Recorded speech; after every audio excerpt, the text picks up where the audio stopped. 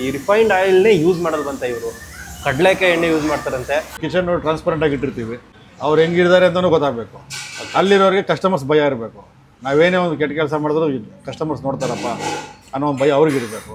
So hi hello everyone, welcome back to Taaza street food. ಗುರು, ಈ ಲಕ್ಷ್ಮೀ ಭವನ hotel ನೋಡ್ತಿದ್ರೆ ನಿಮ್ಗೆ ಏನು ಅನ್ಸುತ್ತೆ? ಇಡ್ಲಿ, ದೋಸೆ, ಕಾಫಿ ಈ ಥರ ವೆಜ್ ಹೋಟ್ಲು ಅಂತ ಅನ್ಸುತ್ತಾ? ನೋ, ಇದು ನಾನ್ ವೆಜ್ ಹೋಟ್ಲು ಗುರು. ಶ್ರೀ ಲಕ್ಷ್ಮೀ ಭವನ್ ಅಂತ Srinivasa Nagar bank colony bus stop ಅಪೋಸಿಟಲ್ಲಿರೋಂಥ ಹೋಟೆಲು. ಪ್ಯೂರ್ ನಾಟಿ ಸ್ಟೈಲ್ ಅಥೆಂಟಿಕ್ ಊಟ ಸಿಗುತ್ತೆ, ನಾನ್ ವೆಜ್ ಊಟ ಸಿಗುತ್ತೆ. ಫ್ಯಾಮಿಲಿ ಎಲ್ಲ ಬಂದು ಆರಾಮಾಗಿ ಕುತ್ಕೊಂಡು ತಿನ್ಕೊಂಡು ಹೋಗೋಂತಹ ಒಂದು ಹೋಟೆಲ್ ಇದು. ಸೊ ಇಲ್ಲಿ ನಿಮಗೆ mutton items, chicken item, biryani ಎಲ್ಲ ಐಟಮ್ಸು ಪ್ರತಿಯೊಂದು ಸಿಗುತ್ತೆ. ಸೊ ಟೇಸ್ಟಿಂಗ್ ಪೌಡರ್ ಆಗಲಿ, ಕಲರ್ ಆಗಲಿ ಏನೂ ಹಾಕಲ್ಲ. ಟೇಸ್ಟ್ ಕಮ್ಮಿ ಕೊಟ್ಟರು ಪರವಾಗಿಲ್ಲ, ನಾವು ಇದು ಯಾವುದೂ ಹಾಕಲ್ಲ. ನಾನ್ ವೆಜ್ ಊಟ ಕೊಡ್ತೀವಿ ಅಂತ ಹೇಳಿದ್ರು ಓನರು. ಅದಕ್ಕೋಸ್ಕರ ಬಂದಿದ್ದೀವಿ ಭಾನುವಾರದ ಬಾಡೂಟಕ್ಕೆ. ಸೊ ಹೋಗಿ ಓನರ್ ಹತ್ರ ಮಾತಾಡ್ಕೊಂಡು ಹೆಚ್ಚಿನ ಡೀಟೇಲ್ ತಿಳಿಸ್ತೀನಿ. ಊಟ ಕೂಡ ಮಾಡ್ಕೊಂಡು ಬರೋಣ, ಭರ್ಜರಿ ಬಾಡೂಟ. ಸೊ ಬನ್ನಿ ಹೋಗೋಣ.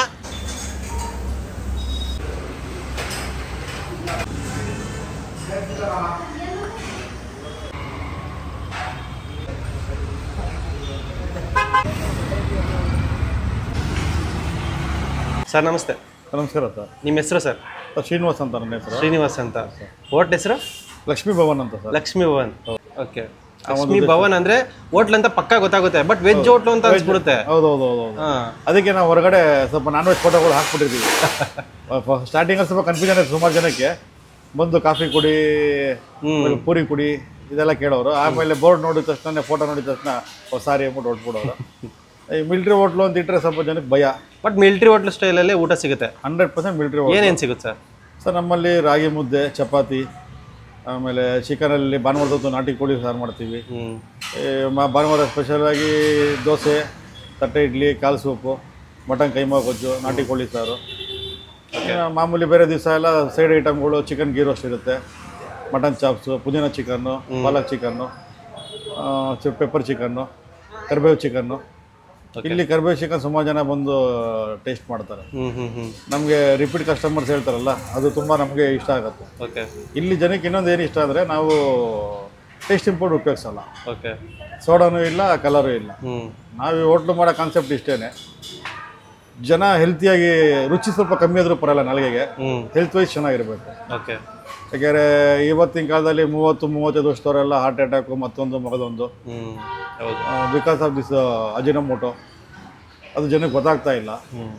ನಾವೇನೋ ಒಂದು ಪ್ರಾಮಾಣಿಕವಾಗಿ ಮನೇಲಿ ಏನು ಮಾಡ್ತೀವಿ ಅಡುಗೆ, ಅದೇ ಅಡುಗೆ 4 ಜನಕ್ಕೆ ಕೊಡೋಣ ಅಂದ್ಬಿಟ್ಟು ಮಾಡ್ತಾಯಿದ್ದೀವಿ ಅಷ್ಟೇ. ಬಟ್ ಇವತ್ತು ಅಷ್ಟೇ ನಾವು ರೆಡಿಮೇಡ್ ಚಪಾತಿನೂ ತರಲ್ಲ, ಎಲ್ಲ ಇಲ್ಲೇ ಮಾಡೋದು. ಆಮೇಲೆ ಆರ್ಡ್ರು ತೊಗೊಂಡ್ಮೇಲೆ ಕಬಾಬ್ ಬಿಡೋಕ್ಕೆ ಶುರು ಮಾಡ್ತೀವಿ.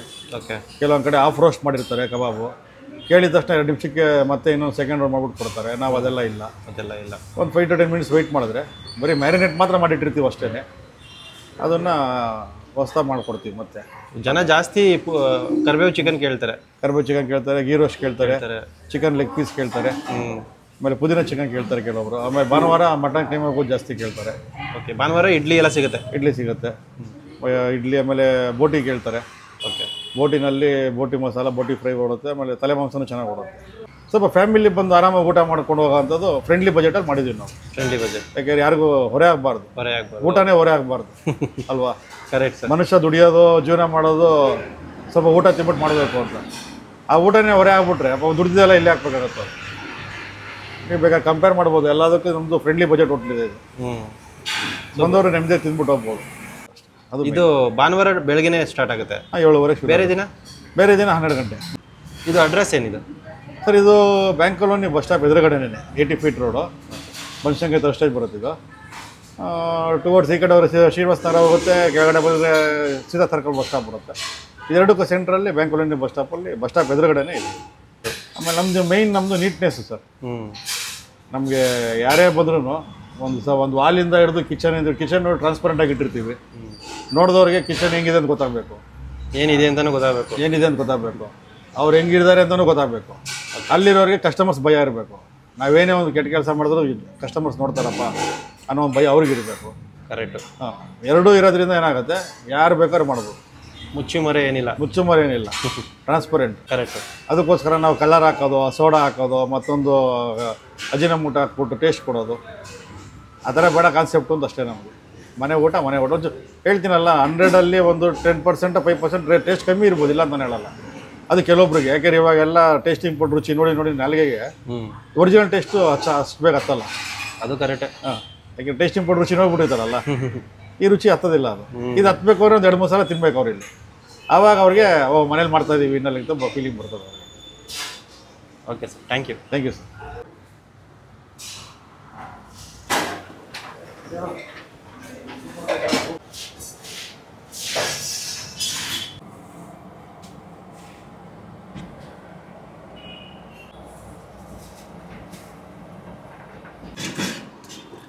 ಅಣ್ಣ ಏನಿದು? ನಾಟಿ ಕೋಳಿ ಕುರ್ಮಾ ಇದು.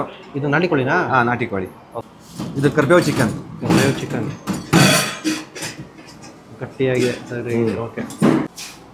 ಕೀಮಾ ಗೊಜ್ಜು. ಕೈಮಾ ಗೊಜ್ಜು, ಬಟಾಣಿ ಎಲ್ಲ ಹೋಗಿದೆ. ಬಟಾಣಿ. ಇಡ್ಲಿಗೆ ಸಕ್ಕತ್ತಾಗಿರುತ್ತಲ್ಲ, ಇಡ್ಲಿ ದೋಸೆಗೆ. Okay. Chicken kurma. Chicken kurma, sambar. Okay. Chicken ghee roast. ಪರ್ ಚಿಕನು. ಓಕೆ, ಸರಿ ಸರ್. ಬೇರೆ? Andhra style chilli chicken. Andhra style chilli chicken. Okay, super. Mutton liver. ಏನು ಗ್ರೀನ್ ಆಗಿದೆ? ಎಷ್ಟೊಂದು ಗ್ರೀನ್ ಆಗಿದೆ? ಹಾಂ, green. Leg piece. Leg piece semi gravy. Oh, super. ಇದೇನಿದು? Keema ball. Keema ball. Keema ಗೊಜ್ಜು ಸಿಗುತ್ತೆ, ಕೈಮಾ ಬಾಲು ಹಾಂ, ಸಿಗುತ್ತೆ. ಎರಡು ಸಿಗುತ್ತೆ. ಸಂಡೆ ಕೀಮಾ ಗೊಜ್ಜು. ಹಾಂ. ಇದು ಪುದೀನಾ ಚಿಕನ್. ಕರಿಬೇವು ಚಿಕನು, ಪುದೀನಾ ಚಿಕನ್ ಎಲ್ಲ ಇರುತ್ತಾ? ಹಾಂ. ಓಕೆ. ಚಿಕನ್ ಪಲಾವ್ ಇದು. ಪಲಾವ್ ಸ್ಟೈಲ್ ಇದು? ಬಿರಿಯಾನಿ ಎಲ್ಲ ಪಲಾವ್ ಸ್ಟೈಲ್. ಓಕೆ, ಅಂತಿದೆ, ಹೊಗೆ ಹೊರಿತಿದ್ರೆ. ಹಾಂ. ಓಕೆ.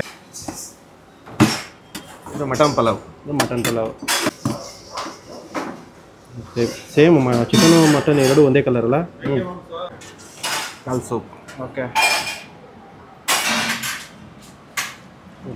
ಇದು ಎಲ್ಲರ ಬೇಡಿಕೆಯ ರಸಮ್. ಹಾಂ. ಬೆಳ್ಳುಳ್ಳಿ ರಸಮ. ಬೆಳ್ಳುಳ್ಳಿ ರಸಮ್. ಬೆಳ್ಳುಳ್ಳಿ, ಪೆಪ್ಪರು, ಜೀರಿಗೆ. ಓಕೆ.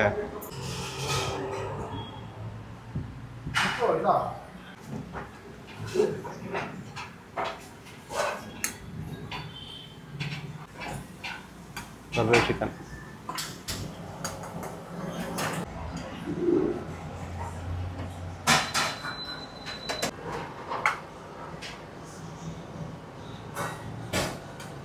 ಅಲ್ಲೇನೂ ಹೊಡೆದಾಕ್ಬಿಟ್ಟಿದ್ದೀರಾ? ಎಲ್ಲ ಸೇರಿಸಿ ಹಾಕ್ಬಿಡ್ತೀರಾ? ಓಕೆ, ಸುಮ್ಮನೆ.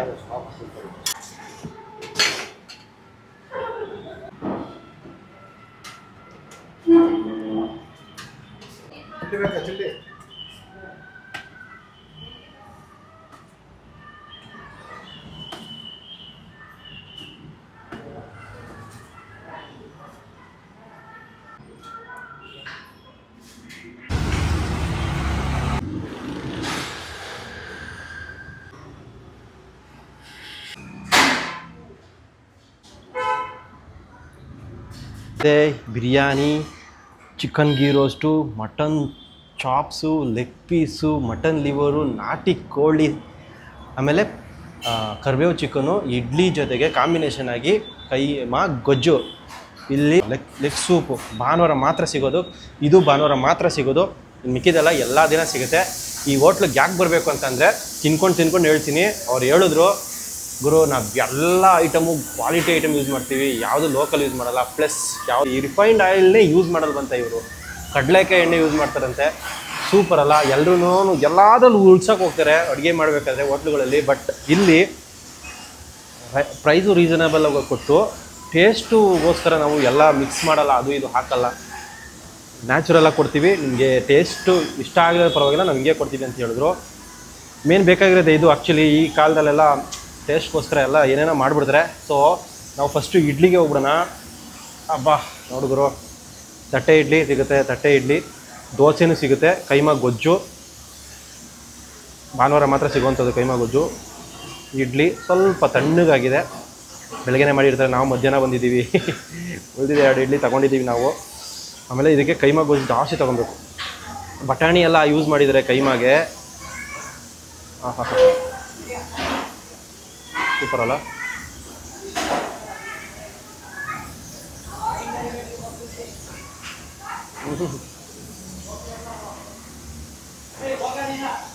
ಕೈಮಾ ಗೊಜ್ಜು ಆ್ಯಕ್ಚುಲಿ ಜಾಸ್ತಿ ಕಡೆ ಸಿಗೋಲ್ಲ. ಕೈಮಾ ಉಂಡೆ ಸಿಕ್ಬಿಡುತ್ತೆ, ಗೊಜ್ಜು ಸಿಕ್ಕಲ್ಲ. ಸಕ್ಕತ್ತಾಗಿದೆ. ಬಟಾಣಿನೂ ಸಿಕ್ತಿರುತ್ತೆ ತಿಂತ ಮಜವಾಗಿದೆ ಗುರು. ಮಟನ್ನು ಅಷ್ಟೇ ಜಾಸ್ತಿನೇ ಇದೆ ಇದರಲ್ಲಿ. ಆಹಾ ನೈಸ್, ಸಕ್ಕತ್ತಾಗಿದೆ ಗುರು ಇದು. ಇದರಲ್ಲಿ ಮಟನ್ ಪೀಸು ಜಾಸ್ತಿ ಸಿಗುತ್ತೆ ನೋಡಿ. ಇದೆಲ್ಲ ಮಟನ್ ಪೀಸೇ, ಬಾಂಡಿಂಗ್ ಇರಲ್ಲ ಇದ್ರಲ್ಲಲ್ವಾ. ನಿಮಗೆ ಮಟನ್ ಜಾಸ್ತಿ ಸಿಗುತ್ತೆ ತಿನ್ನೋದಕ್ಕೆ, ಅದೇ ಮಜಾ.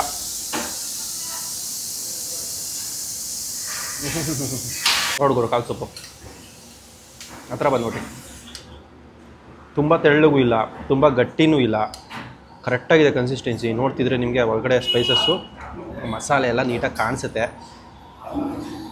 ಭಾನುವಾರ ಮಾತ್ರ ಸಿಗುವಂಥ ಕಾಲು ಸೊಪ್ಪು.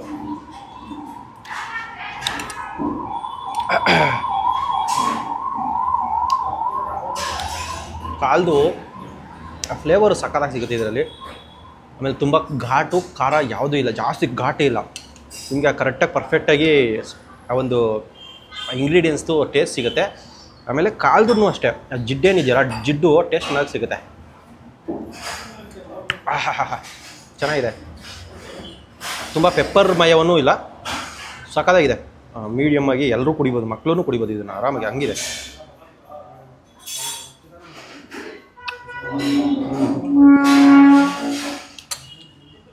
ಒಂದು ಸೂಪ್ ತೊಗೊಂಡು ಒಂದು ಕಾಲು ತಿಂದ್ಬಿಟ್ರೆ ಸಕ್ಕತ್ತಾಗಿರುತ್ತೆ.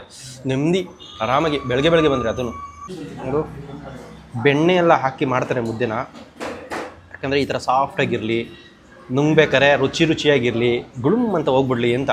ಇದಕ್ಕೆ ನಾಟಿ ಕೋಳಿ ಸಾರು ನೋಡಿ, ಧನ್ಯ ಎಲ್ಲ ಯಥೇಚ್ಛವಾಗಿ ಹಾಕಿದಾರಲ್ಲ, ಅದ್ರದ್ದು ಘಮ ನಿಮಗೆ ಅದು ಮುಂದೆ ಹೋದರೆ ಸಾಕು, ಆ ಧನ್ಯ ಘಮ.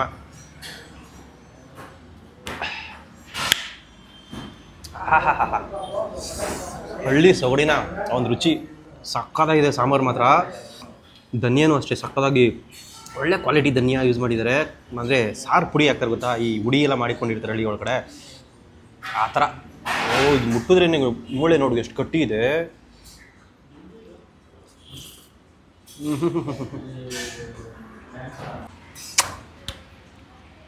ಸಕ್ಕತ್ತಾಯ ಆಗ್ತಿಲ್ಲ, ಗಟ್ಟಿ ಇದೆ ಸಿಕ್ಕಾಪಟ್ಟೆ. ಸಾಂಬಾರು ಮಾತ್ರ ಫಸ್ಟ್ ಕ್ಲಾಸ್ ಆಗಿದೆ. ಮುದ್ದೆಗೆ ಮಾತ್ರ, ಮುದ್ದೆ ವೈಟ್ ರೈಸ್ಗೆ ನಾಟಿ ಕೋಳಿ ಸಾರು ಚಿಂದಿ ಭಾನುವಾರ ಮಾತ್ರ ಸಿಗೋದು. ಇದನ್ನು ಫಸ್ಟ್ ಕ್ಲಾಸ್ ಆಗಿದೆ. ಗೀ ರೋಸ್ಟ್ ನಿಮಗೆ ಕರಾವಳಿ ಸ್ಟೈಲು, ಈ ಮಂಗಳೂರು ಸ್ಟೈಲು ಅಂಥ ಕಡೆ ನಿಮಗೆ ಚಿಕನ್ ಗೀ ರೋಸ್ಟ್ ಮಾಡ್ತಾರೆ, ಬಟ್ ಇಲ್ಲೂ ಮಾಡ್ತಾರೆ. ಕಲರ್ ಮಾತ್ರ ಭಯಂಕರವಾಗಿದೆ ನೋಡಿ.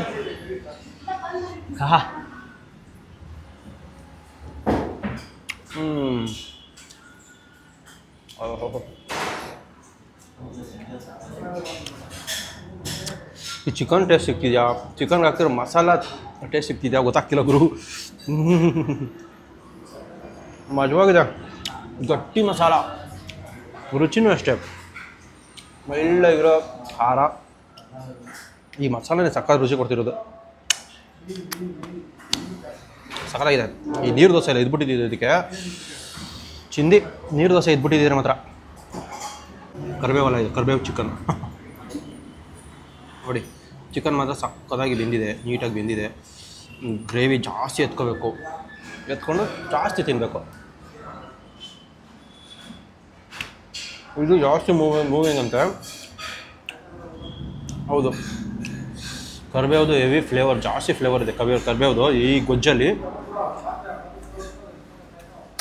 ಜಾಸ್ತಿನೇ ಯೂಸ್ ಮಾಡಿದ್ದಾರೆ ಕರಿಬೇವು. ಚಿಕನ್ ಜೊತೆ ಕರಿಬೇವು ಫ್ಲೇವರ್ ಜಾಸ್ತಿ ಸಿಗುತ್ತೆ. ಆಮೇಲೆ ನಿಮಗೆ ಏನಿದೆ ಸ್ಪೈಸಿ ಲೆವೆಲು ಅಷ್ಟೇ ಕರೆಕ್ಟಾಗಿದೆ, ಚೆನ್ನಾಗಿ ಮ್ಯಾರಿನೇಟ್ ಆಗಿದೆ. ಮೇನ್ ಅದು ಇಂಪಾರ್ಟೆಂಟು. ಇದು ಮಟನ್ ಚಾಪ್ಸು, ದಪ್ಪ ಪೀಸು ಕಟ್ಟೆ ಮಾಡ್ಬಿಡೋಣ. ಸಾಕಾಗಿ ಬಂದಿದೆ ಗುರು. ಓಹೋ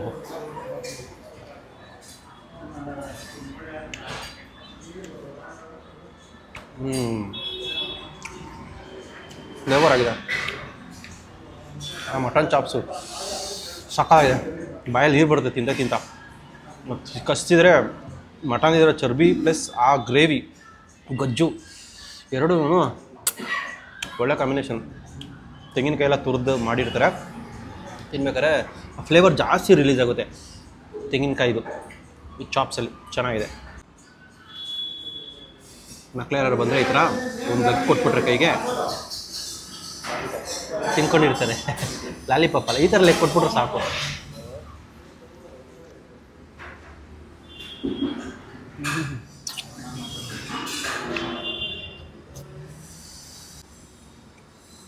ಲೆಗ್ಗು ಬಾಂಬೋಟಾಗಿದೆ.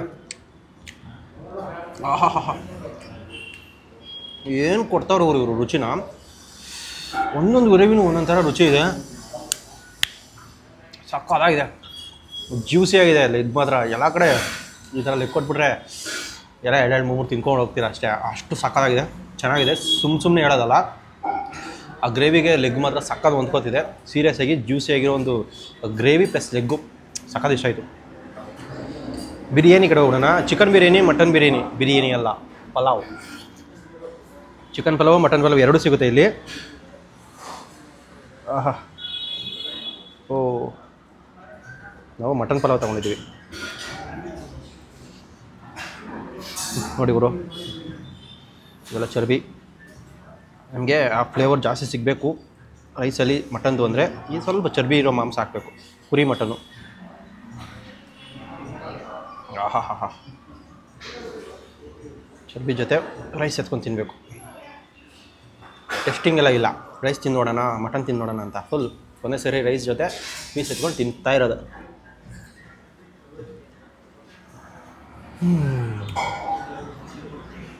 ಇವರು ಬಿರಿಯಾನಿಗೆ ಈ ಕಡಲೆಕಾಯಿ ಯೂಸ್ ಮಾಡಿರ್ತಾರಲ್ಲ ಕೈಯಲ್ಲಿ, ನೋಡಿ ಹೆಂಗಿದೆ ಅಂತ. ಅದು ಎಣ್ಣೆದು ಗಟ್ಟಿಯಾಗಿರುತ್ತೆ ಎಣ್ಣೆ, ಮೊದಲೇ ಕಡಲೆಕಾಯಿ ಎಣ್ಣೆ ಸಕ್ಕತ್ತಾಗಿ ಸಿಗುತ್ತೆ. ತುಪ್ಪ ಹಾಕಿದ್ದಾರೆ, ತುಪ್ಪ ಯೂಸ್ ಮಾಡಿರ್ತಾರೆ.